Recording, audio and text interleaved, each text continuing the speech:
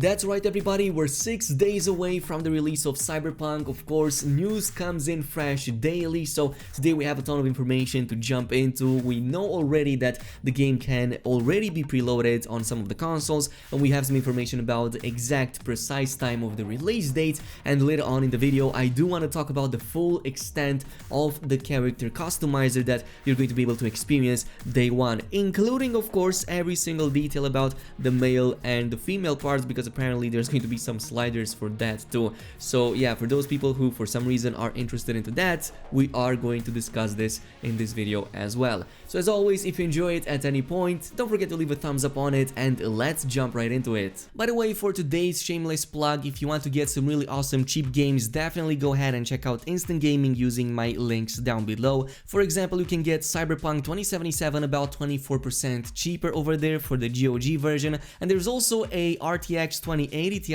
and a 10 Cyberpunk games giveaway on their website, so definitely go ahead, check them out, and again, all links down below. Alright, let's begin with the release dates and the preload times in case you missed this. Especially if you're an Xbox user, you're probably going to be pretty happy right now because you can start preloading Cyberpunk as we speak. It basically started since yesterday, December 3rd, so you can do this way before the launch date on December 10th. But let's begin with the release dates on the consoles. So this is going to happen at midnight in your local time in each of the regions, which means that depending on the region, you might be able to play the game a bit sooner on the consoles rather than the PC. So we will talk about that in just a little bit. Meanwhile, the preloads on the consoles, as I've said, for the Xbox, they already started since yesterday. Meanwhile, for the PlayStation, the preload is going to be available 2 days prior to the release, which is going to be basically December 8th, so that is when you're going to be able to play it, or December 7th, it depends on your region I guess, since some people get it on the 9th. But let's talk about the PC and the Stadia. So of course the hours, you can see them right now on the screen. For me personally, it's going to be about 2 AM in the morning, but the preload will start on December 7th at 12 PM CET for the GOG platform and 5 PM CET for Steam and the Epic Games Store. So this is basically it with that. But for the console version of the game, the launch is going to happen a few hours sooner on the PC, again depending on your regions. For example, in my region, which is Eastern Europe, the PC launch will happen at 2 AM, so 2 in the morning. Meanwhile, if I were to play it on the console, either of them, it's going to launch at exactly midnight, so it's about a couple of hours earlier than I would otherwise. So go ahead, judge it by yourself, check out the times, maybe even use a Google converter, and you're gonna be able to notice which one of these is going to be sooner for you. But we do have some information of the day one patch, and no, I don't mean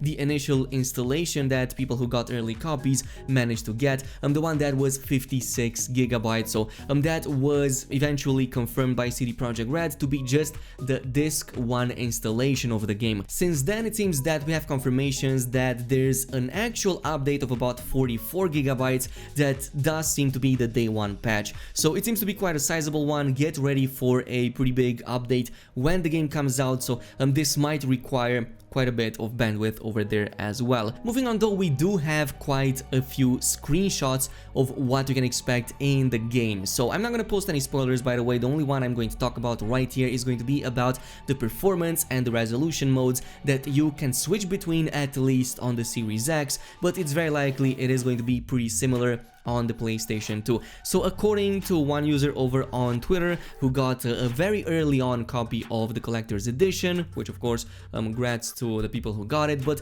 he was able to confirm that there's a performance mode and the resolution mode on the Series X. According to him, the performance mode runs much smoother than the quality, but it's hard to say whether it's just an uncapped frame rate or if it is targeting 60, but this is before day one patch 1.0.0.5, which is going to happen then. So it actually sounds really interesting. I think that this should put a lot of people's minds at ease, because for some reason, like, people were worried that there's no update for the PS5. Well, the game still looks good, it's still going to perform well, it still has quality and performance settings, so for you it's not going to be that much of a difference, and it still has the ray tracing on. It's just that when the PS5 one comes, the PS5 update in 2021 comes, it is going to be that much better, but it's not that the game is going to be in a bad state as of now. But with that out of the way, we've talked about customization options, let's talk about them more, because now we have official confirmation, or well, as official as it gets because it's still a news outlet, but Kotaku was able to confirm all of the options in the character customizer that they were able to spot. So here it is with the full list. So just skimming over the more important ones, we have 6 different skin types, 35 types of hair, 17 eyes, 8 eyebrows, 17 mouthpieces, jaw options and types of ears, 8 types of cyberware, with the 9th one being of course no cyberware. The same goes with the facial scars, and then we have a bunch of tattoos, both for like your face as well as for your body, so about 11 of these in total, about also 11 facial piercings, a ton of types of teeth, like we have like 5 different types of teeth that we have in there, makeup of course for your eyes, for your lips, blemishes and so on and so forth. But as you may or may not know, there's also controls over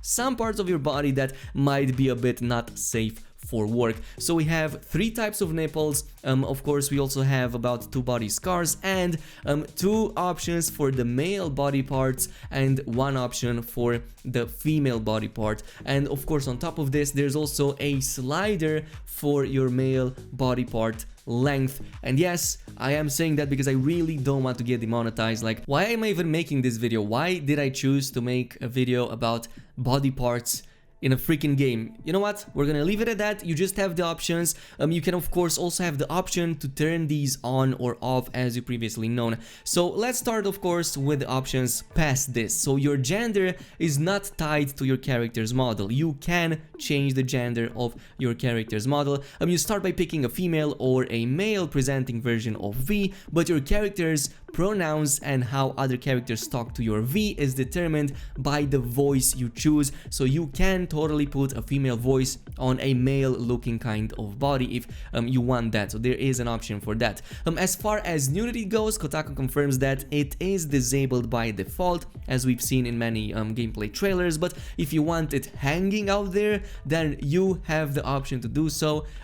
And it's probably gonna be quite funny when you're gonna be walking down the street butt naked with a really long, I'm just not gonna say it, okay? They were also able to confirm that there's a nice transition between the way you change your characters. So if you change like the lips, for example, it shows it contracting or tightening, because yeah, it makes that really awesome transition, or the eye sockets expanding or receding depending on the face that you pick. So apparently, according to this article, it is pretty slick and it looks pretty cool. Now this kind of brings us to our final point, which is why have such an extensive customization if we can't see our characters in the third-person mode, which I partially agree with. Like, it would have definitely been nice if outside combat we could just pan out the camera and see our characters from behind or from the front. It would have been nice, but at the same time the game still presents a few options when it comes to taking advantage of how beautiful you create your characters. Like for example, there's plenty of mirrors in the game, ray trace reflections. We also have the third-person camera when driving and using motorcycles, and with yesterday's trailer we finally also have a really extensive photo mode that